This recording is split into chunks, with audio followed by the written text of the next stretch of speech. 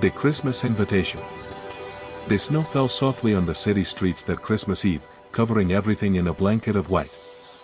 The cafe lights glowed warm and golden against the winter darkness, and somewhere in the distance, carolers sang about joy and togetherness.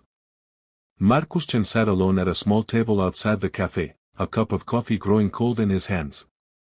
He wore an expensive charcoal suit, perfectly tailored, and his dark hair was styled just so. To anyone passing by, he looked like a man who had everything figured out. But inside, Marcus felt hollow. He had built his company from nothing. For 15 years, he had worked 18-hour days, missed birthdays and holidays, sacrificed friendships and relationships. And now, at 38 years old, he was the CEO of a successful tech firm.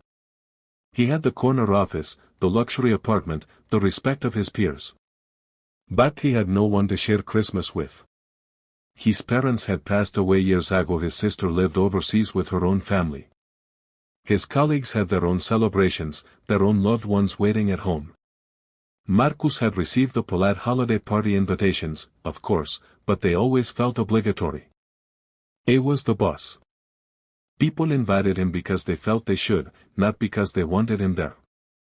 So here he sat, on Christmas Eve, watching other people hurry past with their shopping bags and their laughter, heading home to warmth and family and love. Marcus took a sip of his cold coffee and grimaced. He should go home. There was no point sitting here, watching other people's happiness. He reached for his briefcase. That's when he noticed her. A little girl, no more than 4 years old, stood a few feet away, staring at him with wide, curious eyes. She wore a dark gray coat that was slightly too big for her, and a red dress peeked out from underneath. Her blonde hair was pulled back in 2 pigtails, and she clutched a worn teddy bear tightly to her chest. Marcus blinked. Where were her parents? "Hi," the little girl said softly. "Hello," Marcus replied, glancing around for an adult who might be looking for her. The girl took a small step closer. "You look sad." Marcus was taken aback. Children were usually afraid of him. His stern expression and formal manner didn't exactly inspire warmth. But this child looked at him with such open, genuine concern that he found himself answering honestly. "I suppose I am a little sad," he admitted. "Why?" she asked, tilting her head. Marcus hesitated. How did you explain loneliness to a 4-year-old? "It's Christmas Eve," he said slowly. "And I don't have anyone to spend it with."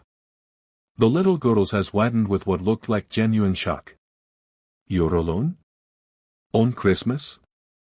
He nodded. She thought about this for a moment, her small face serious.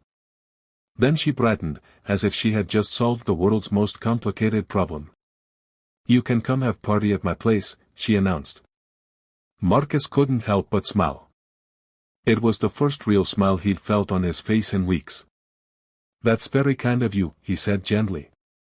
"But I'm sure your parents—" "Emma. There you are." A woman rushed over, breathless and worried. She was young, probably in her early 30s, with the same blonde hair as the little girl. She wore a simple coat and carried several shopping bags that looked ready to burst. Her face was flushed from running. "I'm so sorry," she said to Marcus, reaching for the girl's hand. "Emma, you can't just wander off like that." He was so scared.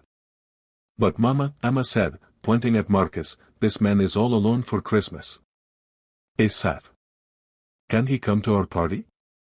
The woman, Emma's mother, looked at Marcus with surprise, then embarrassment. "Oh, Emma, you can't just invite strangers to our home." "But he said," Emma insisted, as if this explained everything. Marcus stood up, reaching for his briefcase. "Please, don't worry about it. Sis a very sweet child. He should be going anyway." He started to walk away, but Emma's small voice stopped him. "Wait." He turned back.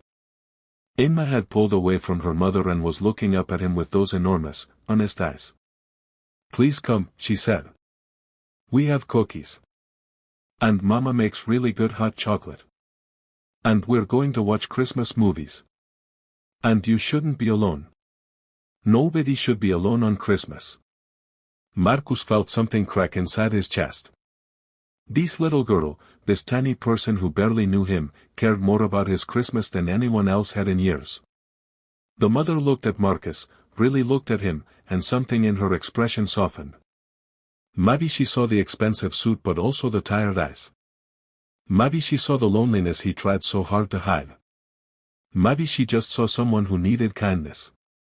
"My name is Sarah Bennett," she said, extending her hand.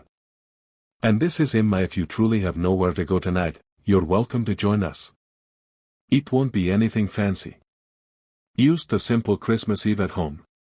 Marcus shook her hand, surprised by the warmth of the gesture.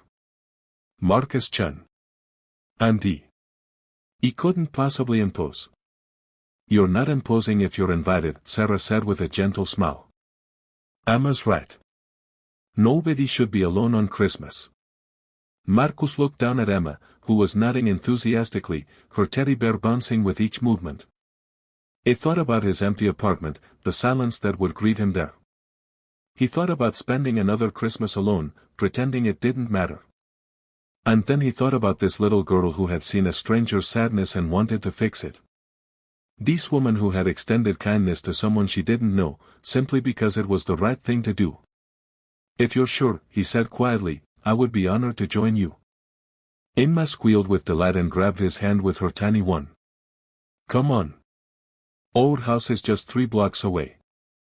As they walked through the snowy streets, Emma chattering excitedly about all the Christmas activities they would do, Marcus felt something he hadn't felt in years. It felt like he belonged somewhere. Like he mattered to someone. Not as a CEO or a business leader, but as a person. As Marcus. Sarah's apartment was small and modest, but it was filled with warmth. There was a little Christmas tree in the corner, decorated with homemade ornaments. Stockings hung from the bookshelf. The smell of gingerbread filled the air. They drank hot chocolate and decorated cookies. They watched Rudolph the Red-Nosed Reindeer while Emma provided enthusiastic commentary. They laughed and talked, and Marcus learned that Sarah was a nurse, that Emma loved dinosaurs almost as much as Christmas, that they had their own struggles and hardships but faced them with grace and hope. As midnight approached and Emma finally fell asleep on the couch, her teddy bear tucked under her arm, Sarah smiled at Marcus. "Thank you for coming," she said softly. Emma was right. You did look sad. I hope tonight helped a little. Marcus nodded, not trusting himself to speak for a moment. More than a little, he finally managed. "I've spent so many years building a career, I forgot to build a life. Your daughter, she reminded me what really matters."